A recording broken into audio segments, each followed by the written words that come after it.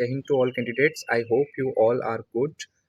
तो आज की वीडियो में मैं फुल रिव्यू देने वाला हूँ री मेडिकल का।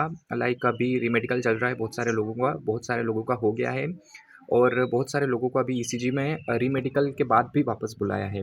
तो आज की वीडियो में मैं आपके डाउट्स क्लियर करने वाला हूँ कि री मेडिकल का प्रोसेस कैसे होता है, कौन सी चीज़ों पर आपको सबसे ज़्यादा ध्यान देने की ज़रूरत होती है। बेसिक चीज़ें बताऊँगा मैं, ज़्यादा डीप में नहीं जाऊँगा क्योंकि बाकी तो आपको पता ही होता है, बाकी सब तो उनके हाथ में होता है। पर कुछ चीज़ें ऐसी होती है जिनका हम अगर प्रिपेयर करके जाएँगे तो अच्छा रहेगा।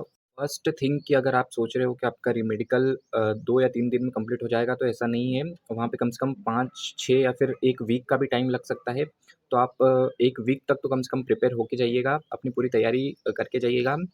सेकंड चीज़, एमएच के अंदर कोई भी आपको फूड अवेलेबल नहीं होता है, तो इसलिए आप कोशिश करें सुबह, अगर आपको एमएच रेफ़र किया गया है, तो आप सुबह जल्दी खाकर जाएँ या फिर कुछ लेकर जाएँ। वैसे खाने का टाइम तो उधर मिलता ही नहीं, पूरा दिन आपको उधर चेकअप होता है, तो आपको खाने का टाइम बिल्कुल भी नहीं मिलेगा। तो आपको इधर से ही लेके जाना है या फिर सुबह खा के जाना है। हमारा जब रीमेडिकल हुआ था, तब हमारी एंट्री हुई थी सुबह 7 बजे। तब हमको बाहर एंट्री गेट पे ही बताया गया था कि थोड़ा बहुत भी जो कुछ भी लाए हो वो खा लो, बिकॉज़ बाद में क्या पता टाइम मिले ना मिले।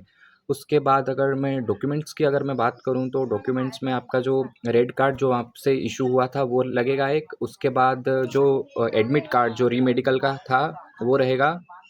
और फ़ोटोज़, हाँ, आपको फ़ोटोज़ लेके जाना है। लाइक मेरे साथ वाला एक बंदा था, वो फ़ोटो लेकर नहीं आया, तो उसको अगले दिन वापस आना पड़ा था। तो आपको कम से कम 10 फ़ोटो लेके जाने हैं और रिसेंटली टेकन फ़ोटो होने चाहिए, 6 मंथ से ज़्यादा ओल्ड नहीं होने चाहिए। और डॉक्यूमेंट्स में तो यही रहता है, ये चेक हो जाते हैं, आपकी एंट्री हो जाती है। Second and also important thing कि आपको शेव करके जाना है। लाइक वहाँ पे बहुत सारे लोगों को चिल्ला रहे थे क्योंकि आपके जो आइडेंटिफिकेशन मार्क्स होते हैं, लाइक मोल हो गया आपके, अगर आपके फेस पर है, और तो प्रॉपर शेव करके जाइएगा ताकि आपको कोई प्रॉब्लम ना आए आइडेंटिफिकेशन के टाइम। और आप मेडिकल के लिए जा रहे हो तो ऑब्वियस सी बात है, आपको शेव करके जाना ही है। अगर बेसिक पॉइंट्स जो कि एयरफोर्स स्टेशन पर क्लियर हुए थे उनका मैं बताऊं, तो एक आपका चेस्ट मेजरमेंट हो गया था, हाइट और वेट चेक हो गया था। उसके अलावा ईसीजी और बीपी और ब्लड का सैंपल आपका जो एयरफोर्स स्टेशन है वहीं पर कंप्लीट हो गया था। लाइक आपको एमएच रेफर नहीं किया गया था उस चीज़ के लिए।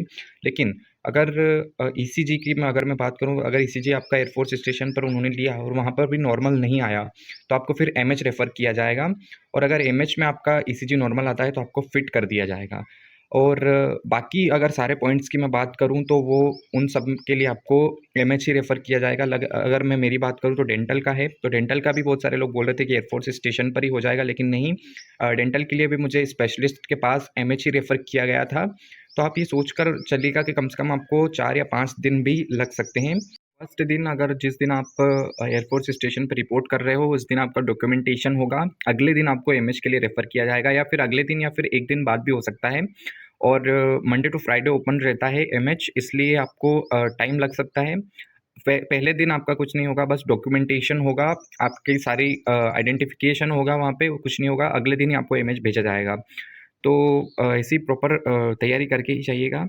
मेडिकल की सबसे बड़ी प्रॉब्लम जो मैं इस बार बहुत सारे बंदों ने फेस करी है, वो मैं अगर बताऊं तो वो आई को लेकर है। अगर आपको आई में पॉइंट दिया गया है, लाइक एयरफोर्स के नोटिस में चश्मा अलाउ है, लेकिन एमएच में आपको चश्मा नहीं पहनने दिया जाएगा, ना आपका प्रिस्क्रिप्शन देखा जाएगा। तो आपको ट्राई करना है कि आप बिना चश्मे के ही प्रैक्टिस करें घर पर, ताकि आपको वहाँ पर प्रॉब्लम नहीं आए। चश्मा आपको बिल्कुल भी अलाउ नहीं है, आपकी आईज़ प्रॉपर सही होनी चाहिए। मेरी बैच वाले सारे बंदे आई में ही आउट हुए हैं। मैं बता रहा हूँ, कम से कम 12-13 बंदे आई में आउट हो गए हैं, उनको चश्मा नहीं पहनने दिया। सारे बंदे आई में आउट हैं। तो अगर आपको आई में पॉइंट है तो प्लीज़ चश्मे के भरोसे मत रहिएगा, चश्मा आपको वहाँ पे नहीं पहनने दिया जाएगा।